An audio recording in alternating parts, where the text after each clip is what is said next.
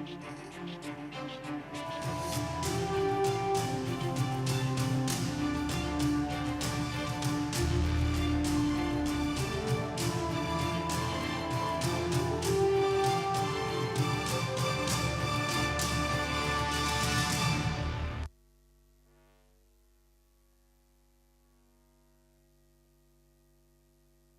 so far.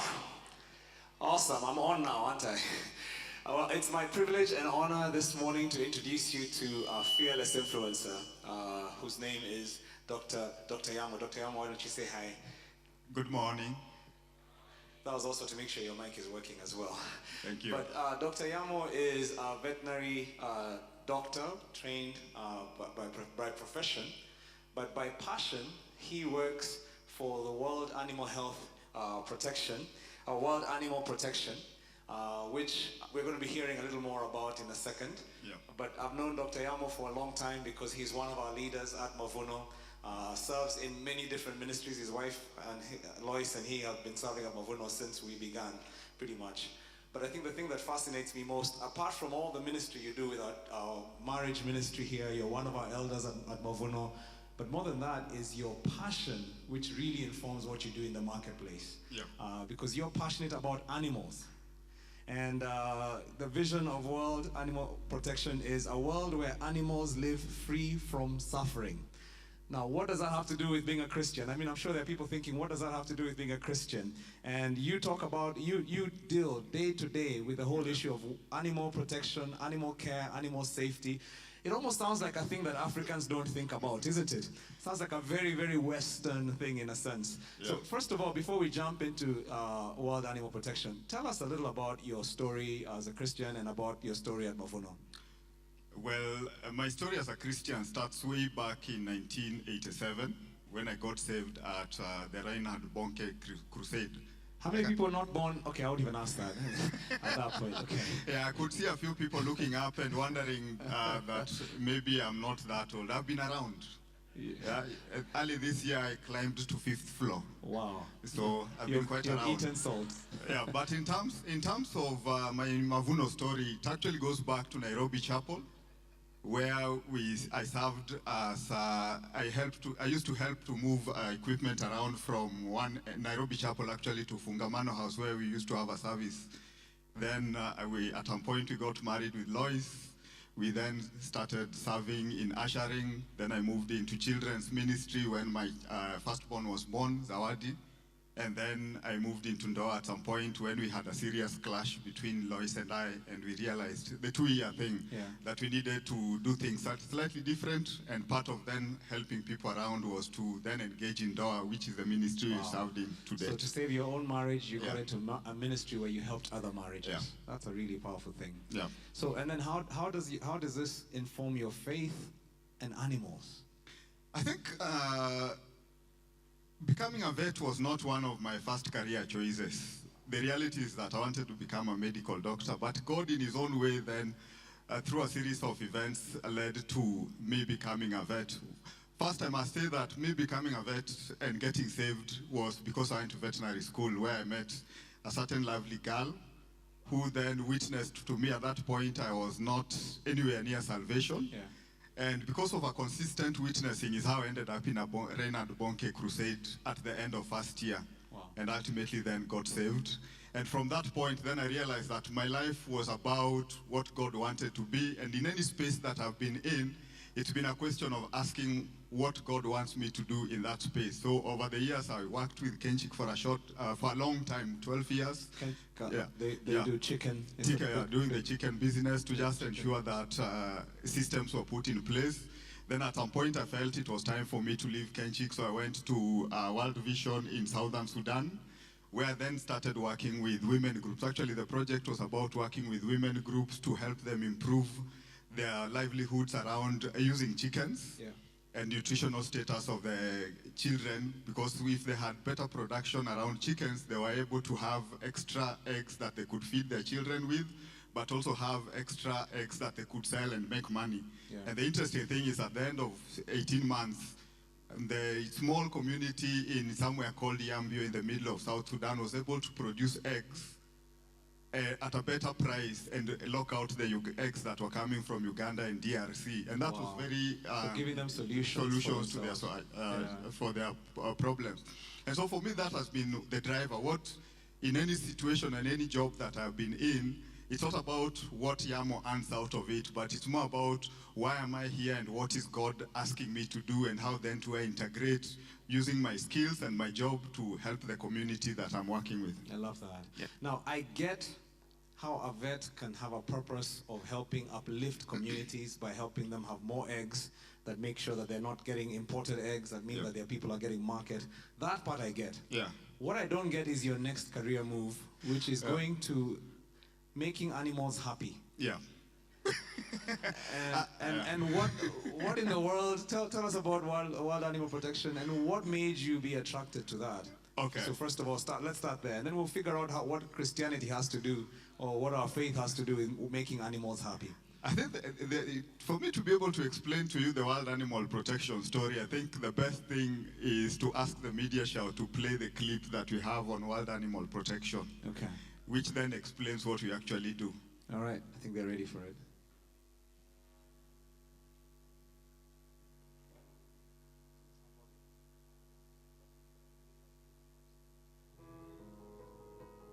When animal suffering was at its worst, at its most far-reaching, to vaccinate stray dogs and save them from being killed for fear of rabies,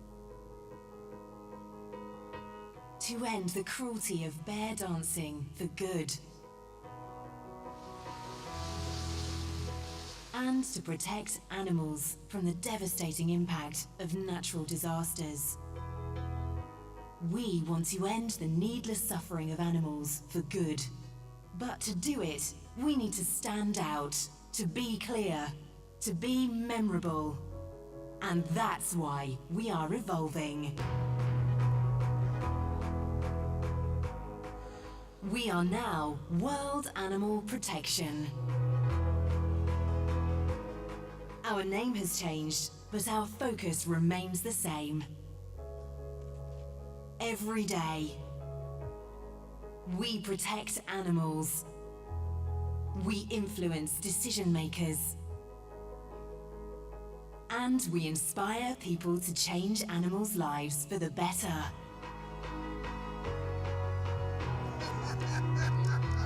Together, we can move the world to protect animals. Wow, that's very interesting. Join us. Yeah. Now, yeah, please. It's interesting because, okay, let me just ask an African question here. There are enough people suffering. Before I start thinking about helping the animal and their neighbors so tell us why would I really be concerned about the welfare of animals?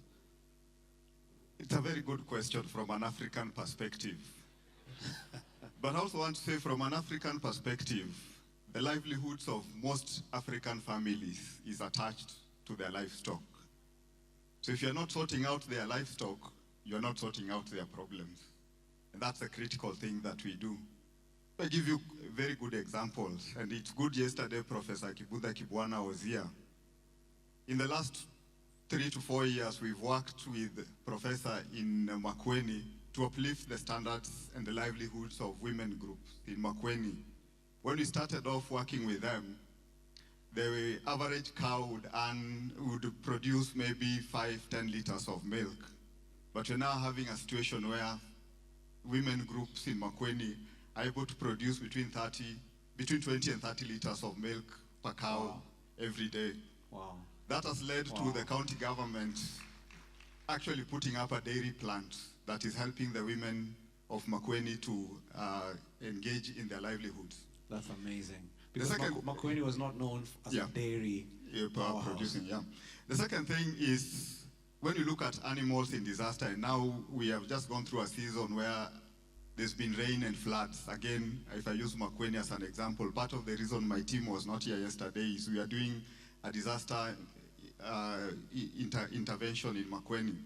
When you hear floods and you hear a certain number of people have died out of floods, none of us remembers the animals in that situation. Those animals, if you rescue the people who are in that flooding situation and leave the animals out, it means that in about 5-6 months' time, when the rescue team moves out, you leave this population in a destitute situation because their livelihood is attached to the animals. So part of the reason why we then engage in that level to ensure that the animals are also catered for is so that when the population goes back to its normal self, they will have their livelihoods that is already been sorted and available. Wow. Then lastly, just to put it, animals are also a big source of diseases. 60% of diseases that occur in human population actually come from out of animal origins.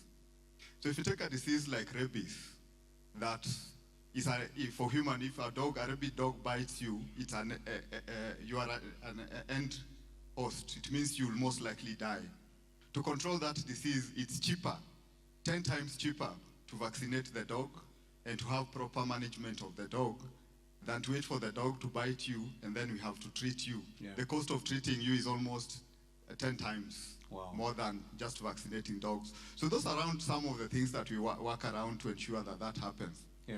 But just to then neatly put it together, the food you eat impacts on your health. And the food you eat is determined, the quality of the food you eat is determined by how the animal was treated. Science has shown us, and research done in this country at University of Nairobi, some of which we've funded and worked in partnership with, has shown us that if an animal is not catered for, and animals have certain things that we call fundamental rights, not rights, fundamental freedoms. There's a confusion between rights and freedoms for animals. If you don't manage the freedoms for that animal, it ultimately ends up with a product that is poor quality. It ends up with an animal that underperforms. So when we are talking about food security, if the animal cannot produce optimally, your food security is affected, one of the big 4 agenda items. If you're talking about health in the big 4 agenda items in this country, your health is a function of the food that you eat. Yeah. And so if your animal is not catered for and it ends up putting certain negative things onto your plate, then it means that you're going to have challenges. So happy cows mean good meat. Yes. That's what I'm hearing you say. Yeah. So bring it down for me now in terms of your faith. Because one of the things I love about you is I don't see you doing this because it's your job. I see you doing it because your faith has influenced your passion. Yeah. Tell us about that. Well, again, when you look at the Bible, and I think some of us can't make the connection because we do our jobs in isolation and not look at it in the context of biblical times. Yeah. I wonder how many of us can remember the story of Jonah. Yeah. A lot of us read the story up to where Jonah was swallowed by a shark or a whale and leave it at that point. But if you read the story beyond that and go to around Jonah chapter 4, where Jonah is then having a debate with God about the plant that grew overnight, then it died, and he was very annoyed because God had forgiven Nineveh around certain things that they were supposed to do.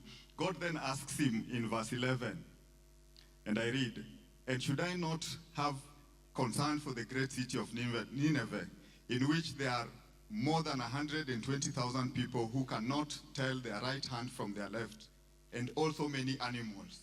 So see, God is already concerned about the city, but not only about the inhabitants, but also the animals in that city. Amazing. And that is something that we need to look at. In Proverbs chapter 12, verse 10, it says, the righteous care for the needs of the animals, but the kindest acts of the wicked are cruel. So again, as righteous people, we need to care for the needs of those animals. And those needs are what I was talking about. So you're saying if you're cruel to your animals, you're unrighteous, basically. Exactly. That's what the Bible says. Exactly. And those needs that it's talking about are what we are calling the fundamental freedoms that the animals need to have. And just so that we put it neatly for us to understand, there are 5 freedoms that animals need to have. The first freedom is about animals being free from hunger and thirst. It's about providing them with food and water, clean water. And from a production perspective, if your animal does not have enough water and enough feed, it will not produce optimally. Right. Yeah. And that then has an impact on your food security. It has an impact on your livelihood if you are a farmer and trying to make money out of the animal. So that becomes very critical. The second freedom for animals is freedom from discomfort, which is about providing an animal, especially in intensive farming systems, with a good, comfortable environment. The house that the chicken stays in, is it comfortable? Is it allowing the chicken to perform optimally? If the house doesn't have good fresh air, because some of our chicken houses are not built properly, it means that the chicken will underperform. It means that the chicken is most likely going to have respiratory diseases, which means we put antibiotics into that house, and that antibiotic ends on our plates. And that means that at certain levels, since you're eating antibiotics at suboptimal levels, you end up with resistance when you're trying to treat you with the same drugs from a human perspective. Wow. Yeah? The third is about animals being free from pain, injury, and disease. And again, as I've explained, disease comes because of the environment the animal is and the management that you're putting into that environment. Interesting. So those are some of the things that we need to be looking at. Yeah. The fourth one is about animals not being free from fear and distress, because we know that any animal like you and I, when we are under fear or distress, we release certain hormones or certain chemicals, which has an impact on our muscle. So if you're going to have an animal that has been stressed and you slaughter it, you have a poor quality product. The meat will be very hard, and you also end up having a product that doesn't stay. Animals that are stressed, if you put their meat into a refrigeration or storage facility, it tends to get off pretty fast. So you see, there's a whole load of things around animals that we need to be looking amazing. at, and that is where my passion comes from. That it is not only connected to the food that we eat, it's also connected to our health, it's also connected to our livelihoods, it's also connected to our food security. So when I engage the leadership of this country around the big four agenda, I put my foot strongly on the health of the population, and I think the mistake we are making as a country is that we are not looking at the primary health care. Yes. We are looking at treating animals. We are not looking at preventing, we are looking at treating the population. Where we need to go back is have good food that then has an impact on our health, and you don't need to then go to a health facility to be treated. Wow. Yep. Can you tell the man is a teacher? I feel like you've just taken us to school. And you know, the interesting thing for me is, and I'm going to ask you a question just now, but I think one of the things that is most fascinating for me is, as Christians, we talked about yesterday the fact that we know the gospel of salvation. That for us, salvation is this spiritual thing that saves my soul and keeps me ready for heaven. But we don't understand the gospel of the kingdom, which is that we're supposed to rule. And in Genesis, it actually says, rule over the fish of the sea and the birds of the air. That God actually wants us to have dominion. And dominion doesn't mean to take advantage of. It means to care for on behalf of God. And so for me, what's amazing is I see you integrating your faith. You're not just a doctor.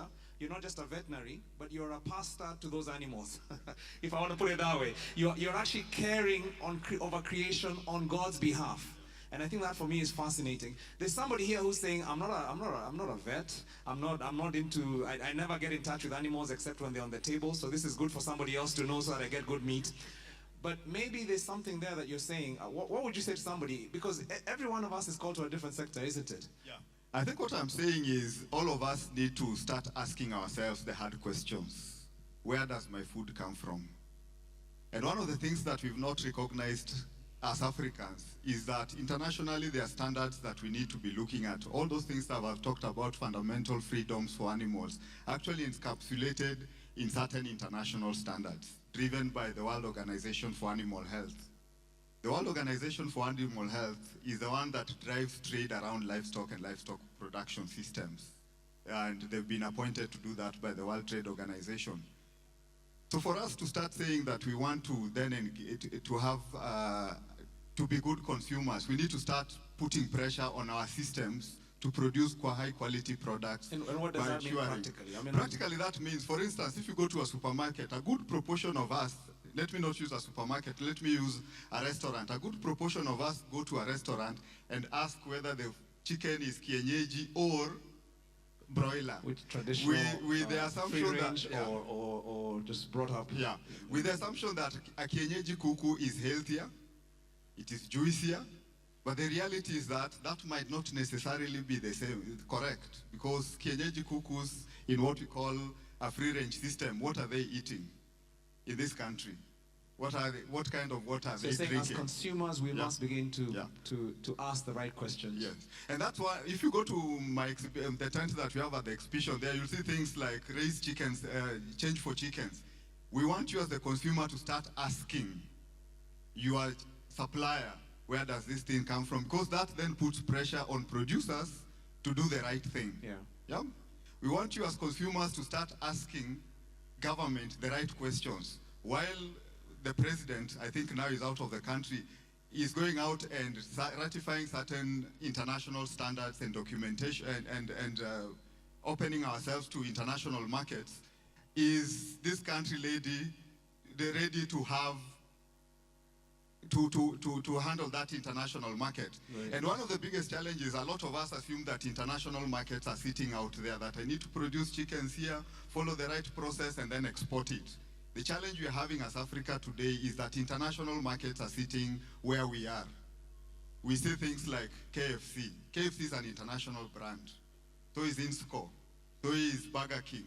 And all these high-value markets have a standard that they work around, especially around an animal welfare standard. Wow. So if you're not meeting that standard, it simply means that our farmers will not be able to supply. So they'll bring the chicken from the outside. chicken will come from outside.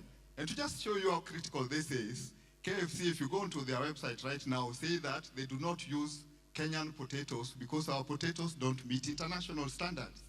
So when you eat in a KFC, you are actually eating chips made from Egypt. Potatoes. I know that part. That's a reality. So what are we doing to ourselves as a country when you're trying to increase our livelihoods and ensure that our farmers are catered for? So ask the right questions. Yeah. Push your producers Yeah. to the right standards. Yeah. Maybe even the fact that all of us have relatives up country who are producing animals, and we can actually learn something that we can take home and improve the productivity, like you did in Makueni. Yeah. We all have the power to do that. Exactly. Now, I know you have a lab. Some of you saw the lab by Dr. Yamo and you wondered, why do animals affect me? Why is this even relevant for me as a Christian? Yeah. And now maybe you know why you need to go there, because perhaps God is calling you to be a major chicken exporter. Who's going to make a lot of money for the people in your neighborhood and uplift lives, but you need to understand what that looks like, even or whatever it is. Yeah. And Dr. Yamo is going to be here this afternoon to answer all your questions and to give you the ideas of what it means to be a Christian who is passionate about the environment and about giving dominion, God's dominion and rule over the creatures that God has put in our charge. So please give a big hand to Dr. Yamo. Thank you. Thank you so much.